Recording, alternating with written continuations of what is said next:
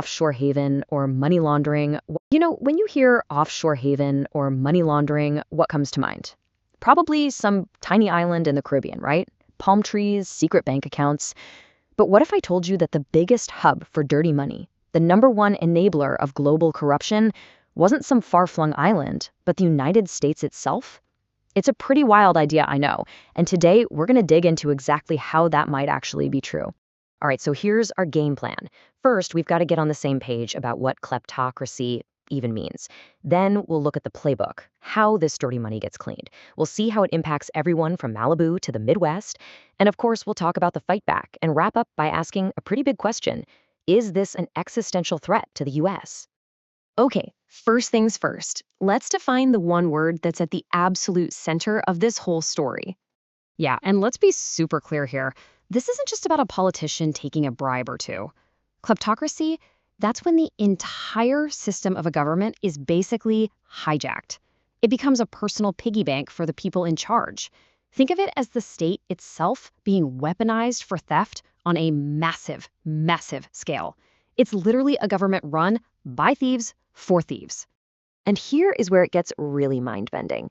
According to folks like Casey Michelle, who literally wrote the book on this, the number one destination for all that stolen loot, it isn't Switzerland or the Cayman Islands anymore. He argues that over the past few decades, the US has quietly, systematically become the best place in the world to hide dirty money. And the amount of money we're talking about here, it's just staggering. I mean, look at this. About 1/10 of all global wealth is estimated to be held offshore. To give you a sense of that scale, that's roughly the size of China's entire economy. Just poof, hidden. It's like a ghost superpower operating completely in the shadows. So the big question is, how? How on earth do you hide that much money? How do you take stolen funds from, say, a corrupt regime overseas and turn it into a clean, legitimate asset here in America? Well, there's a playbook for that.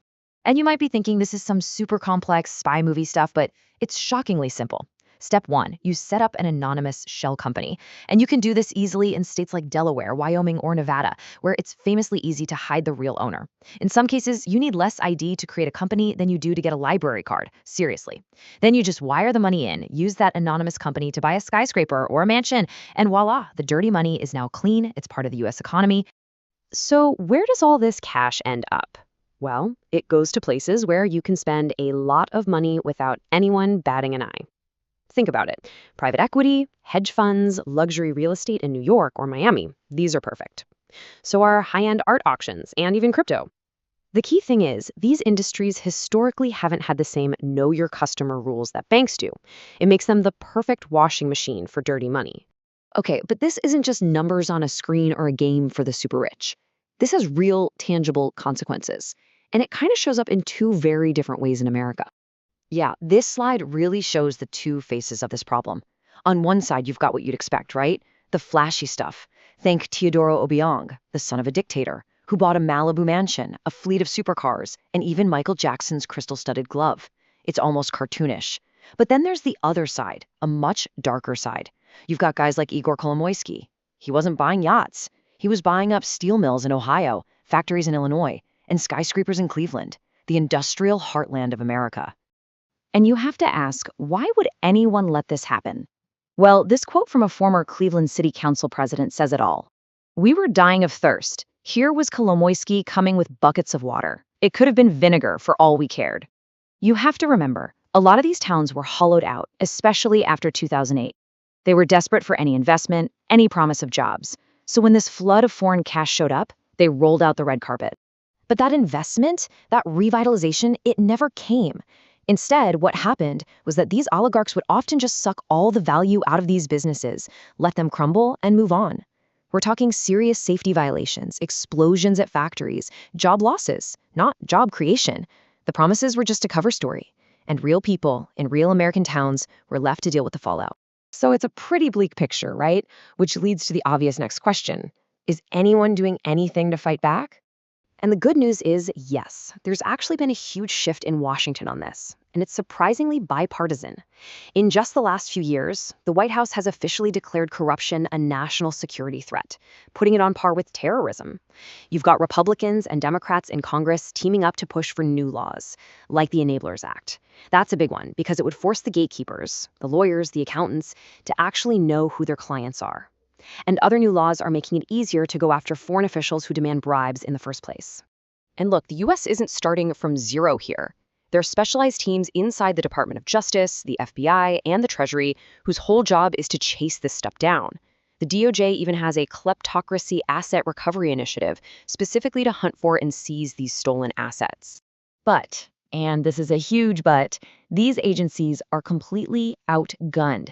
The amount of money and manpower we throw at this problem is a tiny, tiny fraction of the trillions of dollars in dirty money sloshing around the globe. It really is like trying to fight a raging forest fire with a single garden hose. So all of this, it brings us to a much bigger and maybe more uncomfortable question. What does all this mean for the future of American democracy itself? Well, if you look at how the world sees the US, the trend isn't great. This is from Transparency International's Corruption Perceptions Index. And as you can see, America's score has been falling. It actually hit its lowest ever rank recently. The message is pretty clear. The world and many Americans are starting to see the US as a more corrupt country. This leaves experts in a pretty intense debate about where this is all going. On one side, you have the argument that the US is on a slippery slope towards becoming a true kleptocracy. Where the government's main purpose is just to enrich the people in charge. But then you have others, like analyst Ian Bremmer, who say, hold on. They argue that while the US has a massive corruption problem, its core institutions, its free press, its independent courts are still strong enough to prevent a total collapse into a police state. And maybe this quote gets to the very heart of it all. The history of democracy is the history of anti-corruption. That's from Ben Judah at the Atlantic Council. And it's a powerful idea, right? The whole concept of democracy is that the government is supposed to serve everybody, not just a powerful few. It's the direct opposite of a system where the rich just make the rules for themselves. And ultimately, that's the fundamental question this whole issue forces us to ask. What is public office? Is it a public trust, a responsibility you hold for the good of everyone? Or is it just a prize to be captured, something to be used for your own personal gain? How America answers that question, well, that's what the whole fight against kleptocracy is really about.